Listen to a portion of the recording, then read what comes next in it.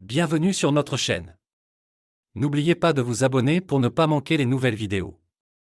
Bon visionnage. Je suis un homme de 38 ans, marié heureux à une femme de 41 ans depuis environ 15 ans. Nous avons deux excellents enfants à l'école primaire. Au départ, notre relation était fluide et sans problème, mais les choses ont pris une tournure négative après notre mariage. Malgré nos efforts pour réparer les choses, nous n'avons pas pu maintenir la stabilité. J'ai constamment essayé de répondre à ces attentes toujours changeantes, et j'avais l'impression qu'aussitôt que je résolvais un problème, un autre surgissait. Ce cycle était épuisant, me laissant fatigué et déçu. Il y a quelques semaines, j'ai pris la décision difficile de quitter notre maison. En décembre, elle m'a confié qu'elle se considérait frigide et n'avait aucun intérêt à être proche. Même si j'avais cessé d'initier la proximité il y a quelques années, elle affirmait que c'était unique à elle. Nous avons cherché une thérapie pour aborder nos problèmes de proximité, découvrant son traumatisme passé. Nous avons passé plusieurs années en thérapie, même en cherchant de l'aide spécialisée auprès d'un autre thérapeute. Malgré nos meilleurs efforts, notre situation s'est détériorée, et depuis 7 ans, nous n'avons pas eu de vie de couple. J'ai lutté contre une légère dépression tout au long de ma vie et j'ai finalement eu besoin de médicaments pour faire face. La combinaison de ces médicaments et de mes enfants m'a empêché de craquer. Dans la nouvelle année, j'ai remarqué un agacement chez ma femme. Elle a commencé à renouer avec d'anciens amis dans différents États, dont certains traversaient des divorces. Après avoir passé du temps avec eux, elle m'a avoué qu'elle voulait divorcer. La douleur causée par nos luttes relationnelles est devenue insupportable. Cette fois, j'avais l'impression de pleurer la perte de notre famille entière. En affrontant mes émotions, j'ai commencé à réorganiser ma vie dès que je le pouvais. Je suis actuellement en train de remettre les choses en ordre. Elle est en congé de travail, et presque tous les jours lorsque je rentre chez moi avec les enfants, elle est absente. Elle se retire dans notre chambre, et parfois, son mécontentement vis-à-vis des enfants ou de moi m'a conduit à les emmener chez leurs grands-parents pour les protéger de l'atmosphère tendue à la maison. Pendant ces périodes difficiles, je n'ai contacté que mon frère et sa femme pour obtenir du soutien. Étant donné la bataille continue de ma mère contre le cancer, je ne voulais pas les surcharger davantage. Mais un week-end, les choses ont changé. Lors d'un rare moment libre, ma femme a choisi de passer du temps avec ses vieux amis. Se sentant déplacé, j'ai demandé à mon frère de discuter. Au cours de notre conversation, il a mentionné que sa femme voulait aborder quelque chose d'important et ces mots m'ont choqué. Il a suggéré, peut-être devrais-tu envisager de ne pas retarder le divorce et de parler à nos parents. Il a révélé qu'il y a quelques années, ils avaient eu une liaison. Lors d'une fête de famille, une conversation entre ma femme et la femme de mon frère a pris une tournure inattendue. Ma femme a dit que si jamais nous obtenions le divorce, elle prendrait tout ce qu'il avait. Mon cœur s'est mis à battre la chamade, et j'ai eu une attaque de panique, la première depuis mes années d'adolescence. Ces déclarations étaient si hors de caractère que je ne pouvais pas croire qu'elles étaient sérieuses. Je me suis tourné vers mon frère pour obtenir des réponses, désespéré de savoir si c'était une blague. Sa femme a confirmé que ma femme était sérieuse. Elle a ensuite partagé cette révélation avec mes parents, ce qui m'a conduit à les appeler. Lors de cet appel, mes émotions étaient en tourmente. Je pleurais, me sentais mal à l'aise et étais profondément blessé. Je me sentais désolé de les accabler, surtout compte tenu de leurs propres défis. Au cours de la conversation, ma mère a révélé que ma femme lui avait confié des choses des années auparavant. Il s'est avéré que ma femme était jalouse de l'un de mes cousins qui venait de divorcer. Elle admirait leur courage, mais ma mère avait choisi de ne pas me le dire, pensant que cela n'avait pas d'importance. Tout à coup, tout a commencé à faire sens. Une image plus claire de ma femme a commencé à se former dans mon esprit. J'avais toujours eu des soupçons, mais chaque fois que je les exprimais, elle les balayait et m'accusait d'être paranoïaque et d'avoir des problèmes de confiance. Elle m'a convaincu qu'elle n'était pas capable de telles actions, me faisant douter de mon intuition. Au fil du temps, j'ai continué à rassembler des informations sur nos responsabilités financières, nos impôts et d'autres affaires importantes. Le comportement de ma femme devenait de plus en plus erratique, et il semblait qu'elle s'éloignait de notre relation. Elle cherchait fréquemment des occasions d'être loin de chez nous et avait une forte aversion pour cela. Finalement, elle a trouvé du réconfort en vivant avec la vieille mère d'un ami, qui ne demandait qu'un loyer minimal. Il s'est avéré que cette femme avait besoin de compagnie et d'assistance avec les tâches ménagères. Il y a quelques semaines, après une nuit de sortie avec des amis, nous nous sommes assis avec les enfants pour avoir une conversation ouverte sur la situation. Un de nos enfants, visiblement bouleversé, a cherché du réconfort en serrant sa mère dans ses bras pendant qu'un autre enfant réagissait plus calmement, mais les émotions du troisième enfant étaient fortes. En apprenant qu'elle emmènerait le chien de la famille avec elle dans moins d'une semaine, elle a décidé de partir plus tôt que prévu. Mes horaires d'hôpital du matin ont rendu difficile pour elle de rentrer à 2 heures du matin pour s'occuper des enfants. Le jour est enfin arrivé où elle est partie comme prévu et mes parents ont récupéré les enfants. Malheureusement, elle est partie sans même faire un dernier câlin aux enfants. Moins d'une semaine après son départ, j'ai rassemblé mon courage pour consulter un avocat et initier le processus légal. Étonnamment, elle a coopéré avec l'avocat et a signé rapidement tous les documents nécessaires pour faire avancer l'affaire. Cependant, pendant que les enfants étaient sous ma garde, elle n'a pas fait d'effort pour les contacter. Ses interactions avec eux étaient limitées, et selon les enfants, elle préférait souvent faire de l'exercice et s'enfouir dans son téléphone sans réel intérêt pour leur vie. Malheureusement, il semble que ma femme n'ait pas un réel intérêt pour la vie de nos enfants, à part pour entretenir son apparence. Je ne vais pas entrer dans plus de détails. Après son départ, je me suis progressivement adapté à la situation et j'essaie de fournir un environnement stable pour nos enfants. Lors de ces visites, j'ai même fourni de la nourriture lorsqu'elle a rencontré des difficultés financières et n'avait rien à manger. J'ai également offert de l'aide financière quelquefois lorsqu'elle était dans une situation difficile. Dans une tentative de maintenir la civilité, j'ai décidé de lui fournir une certaine aide financière, considérant cela comme une contribution à notre compte commun, que nous n'avons pas encore divisé. Certains peuvent critiquer cette décision comme étant folle, mais je crois que cela favorise un meilleur environnement et contribue au bien-être de nos enfants. C'est ce que je me dis, et ce n'est pas entièrement faux. L'accumulation de tous ces problèmes est survenue à la fin de la semaine dernière lorsqu'elle a emmené les enfants pendant quelques jours, coïncidant avec l'une de mes longues gardes. En revenant chez moi ce jour-là, j'ai consciemment utilisé le temps sans mes enfants pour me livrer à divers passe-temps et activités que j'apprécie, y compris travailler sur de la musique. J'ai configuré mon ordinateur et commencé à tout connecter. Malheureusement, des messages agaçants concernant des problèmes de synchronisation avec le compte iCloud de ma femme continuaient de s'afficher à l'écran. Déçu, j'ai tenté de résoudre le problème. En naviguant dans les photos de mon ordinateur, je suis tombé sur quelque chose d'inattendu. Si vous pensez savoir ce qui s'est passé ensuite, vos suppositions sont correctes. Malgré ses efforts pour nettoyer l'ordinateur avant de partir, certaines traces sont passées inaperçues. À ma grande surprise, j'ai trouvé un grand nombre de photos et de vidéos, dont certaines étaient explicites, révélant son infidélité avec un ami commun. Cette découverte a été dévastatrice, car j'avais l'impression d'avoir passé les 15 dernières années de ma vie dans un mariage basé sur une fausse illusion. Cela a brisé l'image qu'elle avait construite au fil des ans. Le jour après avoir découvert ces indices, elle est revenue avec les enfants, et j'ai fait un effort pour rester calme. J'ai choisi de ne pas la confronter sur ce que j'avais trouvé, essayant de maintenir un semblant de normalité pour le bien de nos enfants. Il y a d'autres aspects de cette histoire que je pourrais partager à l'avenir. Une part de moi apprécie d'avoir fait tout ce que j'ai pu pour sauver notre relation, car sans cette révélation, je serais peut-être resté dans l'ignorance de la vérité. Je me demande si je regretterais de ne pas avoir mis plus d'efforts. Cependant, une autre part de moi souligne l'importance de faire confiance à son intuition. Parfois, quand quelque chose ne semble pas juste, il est crucial de ne pas laisser les autres vous convaincre du contraire. Je ne dis pas que l'intuition est toujours exacte, mais elle ne devrait pas être ignorée. En tout cas, pour fournir plus de contexte, laissez-moi remplir quelques lacunes. Tout d'abord, la personne avec qui elle a trompé n'est pas mariée. C'est son ex-petite amie. J'ai découvert un message qu'elle lui a envoyé lors de nos séances de thérapie, dans lequel elle décrivait en détail un rêve où elle s'engageait avec son ex-petite amie. Elle a conclu le message en conseillant de ne pas me le divulguer, affirmant que je réagirais fortement. Lorsque je l'ai confrontée à ce sujet, elle a balayé mes inquiétudes, disant que je réagissais de manière excessive, et a même suggéré que notre thérapeute partageait le même avis. Fait intéressant, il s'est avéré que ce thérapeute était celui qu'elle avait consulté pendant son adolescence et au début de la vingtaine. Avec le recul, je me demande pourquoi j'ai jamais pensé que ce thérapeute était le bon choix. Je veux insister sur l'importance de l'honnêteté et de la communication ouverte. Laissez-moi préciser que je n'ai aucune intention de partager ces photos. Je les considère comme des preuves irréfutables de son infidélité, et oui, elles sont horodatées. Je prévois de fournir toutes ces informations à mon avocat. Depuis le début de janvier, j'ai documenté chaque jour, en notant soigneusement le temps et les détails de ses actions et interactions avec les enfants.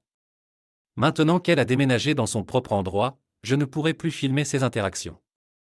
J'ai considéré la possibilité d'enregistrer audio lors de nos conversations personnelles, et mon avocat a soutenu cette idée. Actuellement, il semble qu'elle soit profondément amoureuse de quelqu'un d'autre et qu'elle attende avec impatience un divorce, surtout parce qu'elle a droit à la moitié de mes 401. En ce qui concerne notre propriété, avant qu'elle ne parte, nous avons réussi à tout diviser à l'amiable. En vérité, nous n'avions pas beaucoup de biens à partager car nous avons vendu notre maison à la fin de l'année dernière. Après la vente, ma femme et moi avons décidé de nous installer dans la vieille maison de mes parents, qui est dans une fiducie et n'appartient à aucun de nous. Nous avons réparti équitablement l'argent que nous avions reçu de la vente de la maison. Malheureusement, ma femme a réussi à dépenser sa part d'environ 14 000 $ en moins de 2 mois, laissant très peu derrière elle. Une partie de cet argent a été utilisée pour soutenir son amant, comme en témoigne un billet de 100 $ que j'ai. Il pourrait y avoir d'autres preuves de dépenses similaires. Au départ, nous avions convenu d'un arrangement de garde 50 à 50 pour les enfants, sans que l'un de nous paie une pension alimentaire ou une pension à l'enfant. Cependant, après que cette situation ait été révélée, mon avocat a mentionné que l'accord original pourrait ne pas avoir beaucoup de poids légal.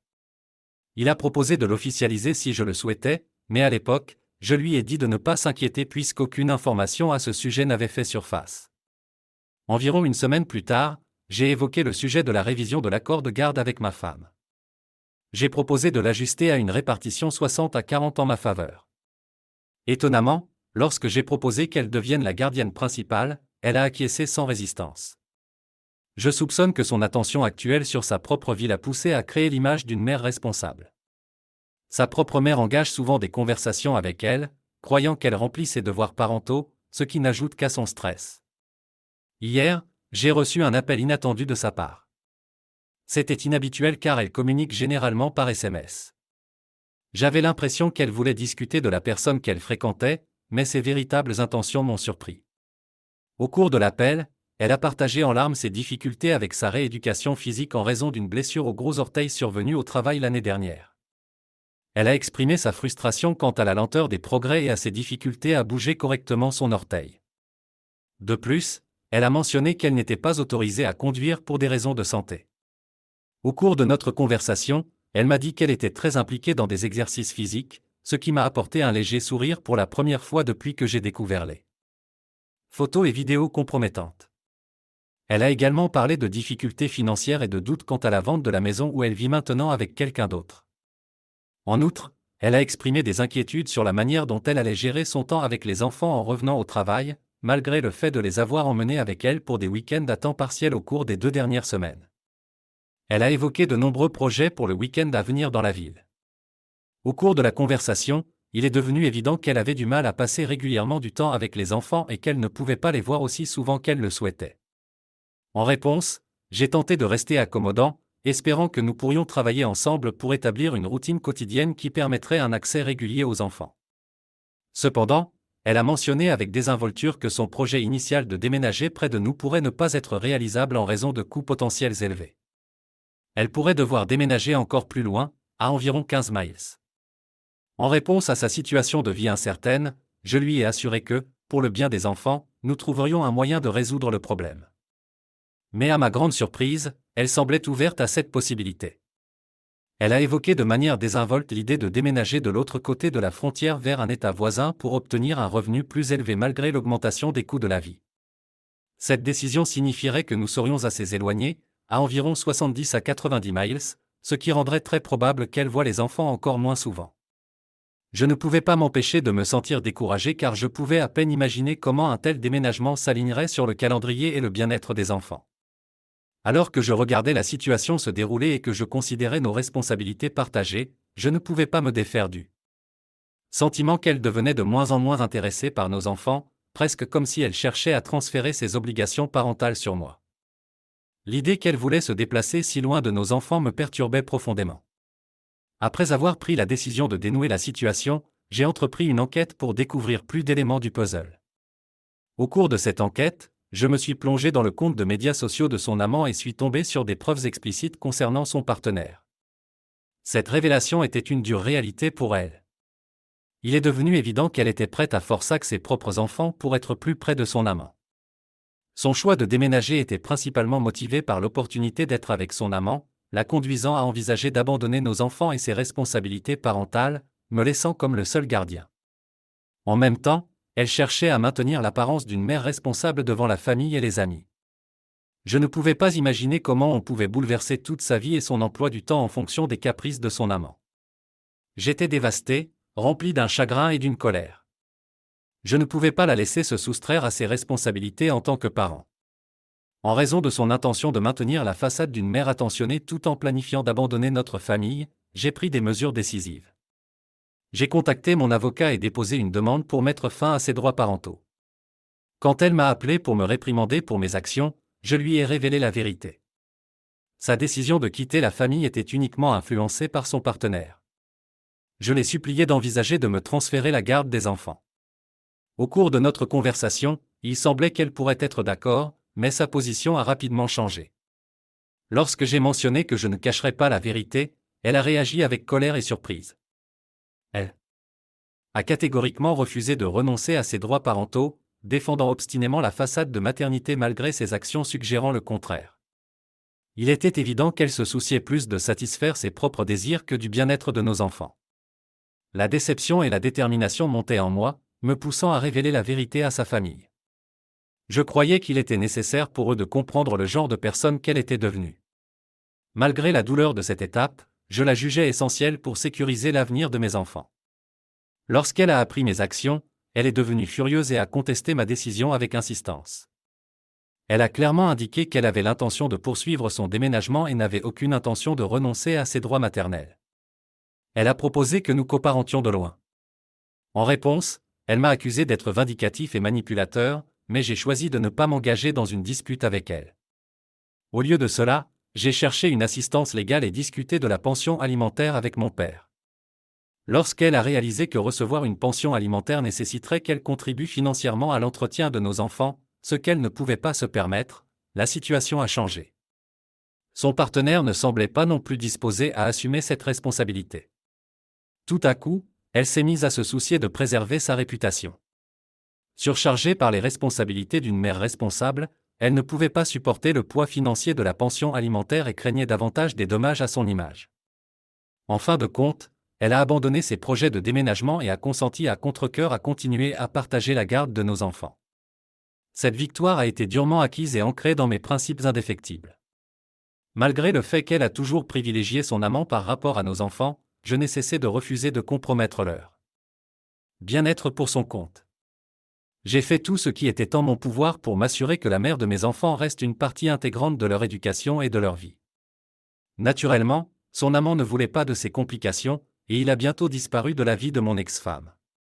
Par la suite, elle a tenté activement de me séduire et de raviver notre relation pour revenir dans nos vies avec les enfants. Cependant, j'ai clairement fait savoir que je n'avais aucun intérêt pour quelqu'un d'aussi malhonnête et changeant qu'elle. Fin de l'histoire. Je suis un infirmier de 50 ans travaillant diligemment dans un hôpital occupé. Actuellement, je me trouve à un moment crucial de ma vie. Devant moi, il y a un morceau de papier vert avec mon nom et ma signature, c'est un document de divorce. En le regardant, je laisse échapper un lourd soupir. Permettez-moi de vous présenter ma femme Marie, qui a 3 ans de moins que moi.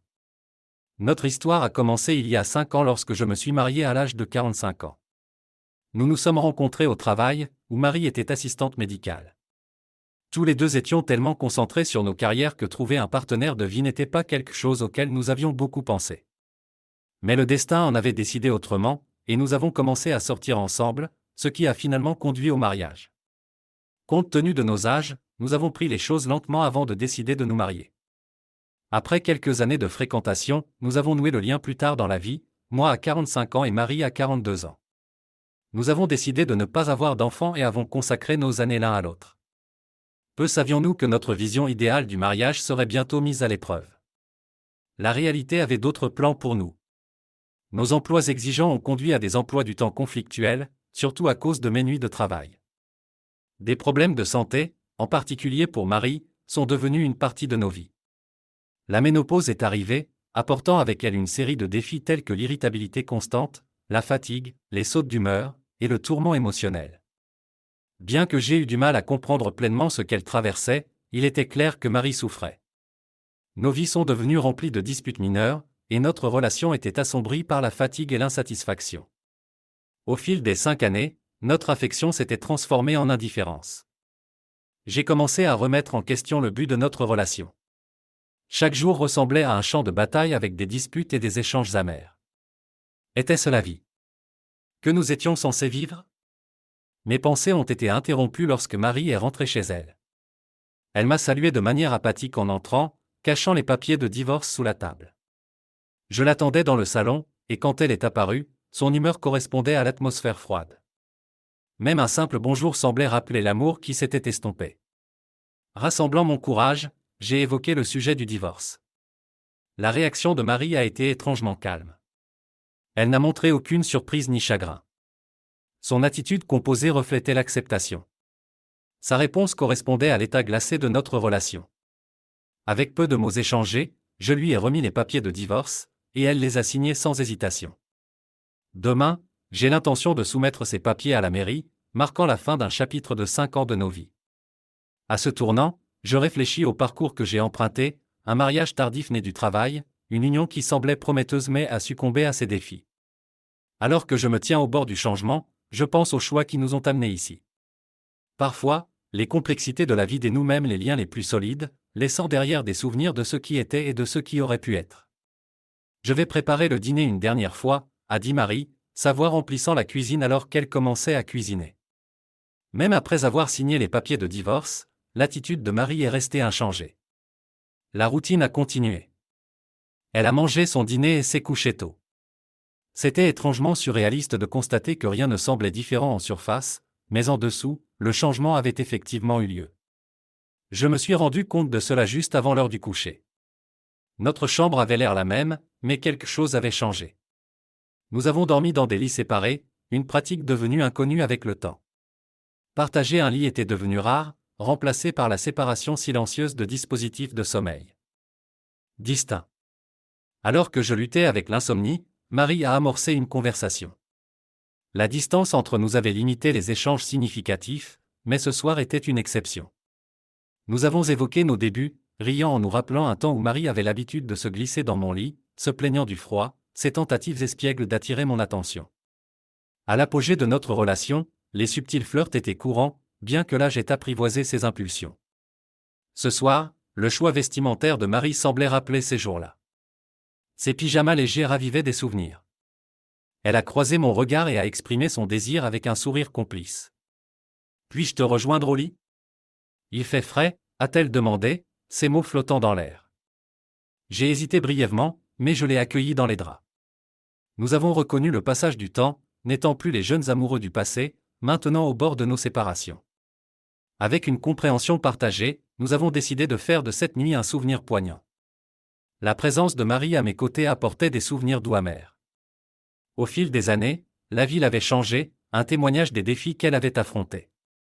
Il ne s'agissait pas de raviver le mariage, mais d'un souhait silencieux de la voir heureuse. Au milieu de ses pensées, nous avons échangé un simple bonne nuit. Le sommeil a rapidement pris le dessus sur nous, mettant fin à la journée. Le matin suivant est arrivé, et Marie était partie. Ses affaires avaient disparu de notre chambre, laissant aucun signe d'elle. Cependant, il y avait une note dans le salon, un bref message me remerciant et m'exhortant à prendre soin de moi. C'est tout ce qu'il disait, un adieu sincère.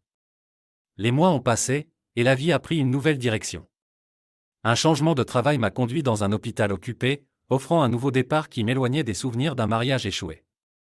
Le divorce avait créé de l'inconfort au travail, et le besoin de stabilité financière influençait mes choix. Bien que je sois célibataire, ma dévotion au travail est restée inchangée. L'idée du mariage était lointaine. Pour l'instant, je trouvais du réconfort dans l'absence de romance au travail. Un chapitre fermement clos. Monsieur Jones, un nouveau patient, est arrivé il y a quelque temps. Mon patron m'a appelé, et en regardant les dossiers du patient, j'ai réalisé que cette personne luttait contre le cancer. Ils avaient reçu un traitement dans un autre hôpital en tant que patient ambulatoire, mais maintenant, ils étaient admis pour une chimiothérapie. Étonnamment, ce patient avait le même nom que mon ex-femme, Marie. Et encore plus étonnant, Leur nom de famille correspondait au nom de jeune fille de Marie.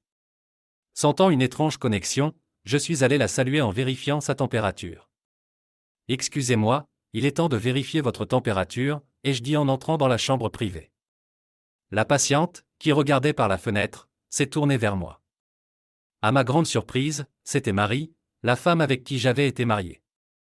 Son visage était pâle, ses joues creuses, et elle avait l'air incroyablement maigre, mais il ne faisait aucun doute que c'était elle. D'une voix faible mais reconnaissable, j'ai entendu le ton familier de Marie. Elle était également surprise de me voir, mais ma surprise était encore plus grande. Le dossier médical montrait la gravité de son cancer. Ce n'était pas juste une perte de poids ou une fatigue. En voyant son état radicalement changé, il était clair qu'elle était dans un état critique. Le dossier indiquait également que son cancer avait été diagnostiqué juste avant notre divorce. Le jour où j'ai évoqué le divorce, Marie a dû être au courant de sa maladie. « Pourquoi ne m'as-tu pas dit pour le cancer » ai-je lâché, même si je savais que je n'avais plus le droit de le savoir. Marie a répondu, expliquant qu'elle pensait que notre mariage était déjà en train de s'effondrer, avec ou sans cancer. Elle se blâmait pour la détérioration et réalisait qu'elle ne pouvait pas me retenir, surtout compte tenu de son temps limité. En écoutant son explication, le regret m'a envahi. Pourquoi n'avions-nous pas mieux communiqué ? Pourquoi n'avais-je pas remarqué ces changements ? Je l'avais laissé traverser sa maladie seule, ajoutant à sa douleur. Malgré ses luttes, elle avait accepté le divorce. Au milieu de ma honte et de mon désespoir, Marie m'a réprimandé en disant « Tu es en meilleure santé que moi, alors ne baisse pas la tête si bas. » Elle m'a rappelé les fois où elle m'avait soutenu pendant mes moments de doute. Maintenant, je faisais face aux conséquences de ne pas avoir remboursé sa gentillesse. La femme qui avait été mon soutien pendant 5 ans se tenait devant moi. Je regardais Marie avec une détermination nouvelle. Je savais que je n'avais pas le droit de dire cela, mais je voulais prendre soin d'elle jusqu'à la fin. J'ai baissé la tête, et en réponse, Marie m'a doucement donné une tape sur la tête avec un mélange d'exaspération et de joie sur son visage. Avec persistance, j'ai réduit sa réticence, et elle a finalement accepté avec une expression qui combinait les deux émotions. À partir de ce moment, j'ai pris soin de Marie. Malgré les visites de ses parents, il était clair qu'elle avait besoin de soins et de soutien supplémentaires. Bien que j'aie craint que sa famille ne m'accepte pas, elle l'a fait. Comprenant les complexités de la situation, la famille de Marie vivant loin, il m'est revenu de répondre à ses besoins quotidiens. Au cours des mois suivants, je visitais la chambre d'hôpital de Marie sans faute, indépendamment de mon emploi du temps. J'étais là avant le travail, après le travail, pendant mes jours de congé, et avant mes nuits de travail. Et même si j'avais pris soin de nombreux patients professionnellement, l'expérience était complètement différente quand il s'agissait d'un membre de ma famille. Traiter un inconnu. Traiter un membre de la famille a apporté une vague d'émotions. Mon intention était de fournir un soutien professionnel, mais inévitablement, mon cœur est devenu profondément impliqué dans son parcours. J'étais submergé par le désespoir. Marie avait immédiatement commencé son traitement après notre divorce, mais il semblait inefficace contre le cancer métastasé. La dure réalité du traitement du cancer, douloureux et éprouvant, était quelque chose qu'elle affrontait seule. Je souhaitais profondément avoir pu être là pour elle, mais l'impuissance me tenait captif face à l'adversité. L'esprit de Marie est resté intact. Elle a lutté avec courage, réussissant même à sourire malgré le malheur. Cependant, sa résilience, douloureusement, me rappelait mes propres limites. Il y avait peu que je pouvais faire pour atténuer sa souffrance. Puis, un cruel rebondissement. Le traitement de Marie a dû être arrêté. En raison de son état affaibli, des mesures agressives n'étaient plus envisageables et nous avons dû accepter cette réalité déchirante. Marie l'a accepté avec grâce, chuchotant son intention de vivre ses derniers jours au maximum. Je suis devenu son pilier de soutien, partageant des rires sur des anecdotes, faisant de courtes promenades les jours meilleurs, et même essayant des activités artisanales ensemble. Bien que mes tentatives soient souvent maladroites, le rire de Marie face à mes créations maladroites nous a apporté une immense joie, et pendant un certain temps, ces plaisirs simples ont suffi. Au milieu de ces moments tendres, le cancer persistait, prenant un tribut implacable sur elle. Nos jours de joie étaient éphémères alors que son état se détériorait rapidement. Les nuits sans sommeil étaient hantées par la douleur, et les larmes coulaient plus fréquemment, souvent cachées à ma vue. Les analgésiques aidaient à soulager son inconfort, mais progressivement, sa vitalité diminuait, et ses rires devenaient rares. Je pouvais seulement offrir Des mots d'encouragement, mais Marie les appréciait profondément. Merci d'avoir toujours été là, exprimait-elle, reconnaissant l'importance de ma présence. Mes visites quotidiennes lui apportaient la force de continuer, un sentiment qu'elle partageait ouvertement. Son immobilité nous rapprochait, et pourtant nous restions des étrangers aux yeux du monde en raison de nos choix passés. Je voulais que ce soit ainsi, mais maintenant, le regret me dévorait. Dans un effort pour exprimer mes sentiments ravivés, j'ai fait une proposition sincère de mariage dans cette chambre d'hôpital silencieuse. « Veux-tu m'épouser » ai-je enfin prononcé. La réponse de Marie, légère et affectueuse, exprimait sa joie malgré son refus. Bien que j'aie été confronté à un refus retentissant, je ne pouvais pas abandonner. Je lui ai présenté un certificat de mariage, ma signature y figurant déjà. Sa joie face au geste était palpable, un témoignage de la connexion que nous avions forgée. Quelques jours plus tard, Marie est décédée, dépassant son temps attendu. Pendant un mois, elle a lutté vaillamment avec une détermination indéfectible. Alors que je pleurais sa perte et préparais ses funérailles, je me suis rendu compte qu'elle avait vécu un mois supplémentaire. En raison de notre forte connexion, les plans des funérailles se sont rapidement organisés. Même si nous n'étions pas légalement mariés, les parents de Marie ont insisté pour que je m'assoie avec eux dans la section familiale. Hésitant au départ, j'ai accepté et me suis senti honoré par leurs gestes. Les funérailles se sont déroulées, et finalement nous avons fait notre chemin vers le site de la sépulture. Étonnamment, je n'ai pas pleuré. J'avais déjà pleuré en prenant soin de Marie.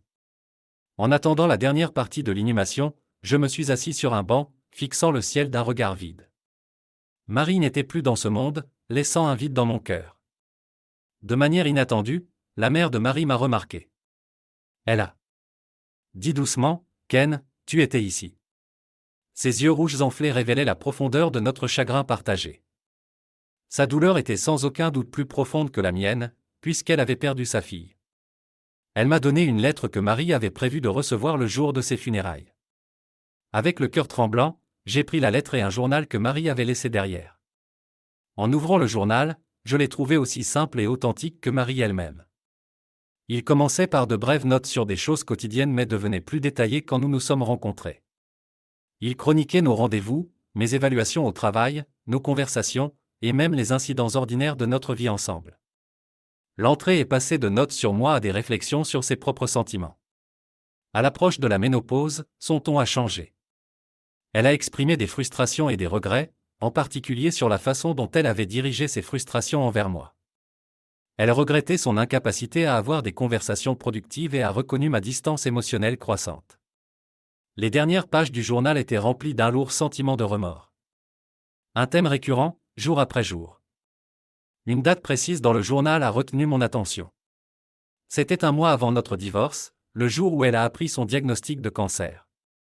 Elle avait délibérément caché ses émotions à moi, gardant une façade dure. Une entrée particulière s'est démarquée le jour où j'avais proposé le divorce. Ces mots peignaient une image de son bonheur alors qu'elle se rappelait de nos temps plus heureux. Mais ensuite, son entrée s'est abruptement terminée, me laissant avec le poids de ses pensées non exprimées. Je n'avais pas réalisé à quel point elle avait pensé à moi. Avec un cœur plein d'émotions, je me suis tourné vers la lettre. Elle a exprimé son incrédulité de me revoir dans un nouvel hôpital et son hésitation à me charger de sa situation. Cependant, mon offre de prendre soin d'elle l'avait profondément touchée. Elle s'est excusée de ne pas avoir pu refuser et a failli craquer émotionnellement. Quand je lui ai proposé à nouveau, ses regrets s'étaient atténués, et elle a fait face à son départ imminent avec acceptation. Elle m'a demandé de ne pas pleurer pour elle et a exhorté à attendre la vieillesse pour se retrouver au paradis. Son dernier souhait était clair, si mes sentiments demeuraient inchangés, nous nous marierions à nouveau dans l'au-delà. La lettre s'est terminée par la promesse de garder notre certificat de mariage. En lisant, les larmes coulaient sans contrôle. Les émotions de Marie s'épanchaient de ses pages, et j'étais touché par la profondeur de ses sentiments. Le geste des parents de Marie de me permettre de m'asseoir avec la famille lors des funérailles était en accord avec les souhaits de Marie. Pendant un moment, j'ai ouvertement pleuré avec des yeux enflés. Pourtant, près de la tombe, je me suis rappelé son souhait de ne pas pleurer. Alors je me suis ressaisi et lui ai dit adieu avec un sourire. Marie reposait paisiblement dans le cercueil, tenant notre certificat de mariage. Son expression était calme, et sa prise sur le document était forte. Sa signature, sous la mienne, marquait une liaison qui avait résisté à des épreuves et au chagrin. Merci de regarder et n'oubliez pas de vous abonner pour ne pas manquer les nouvelles histoires.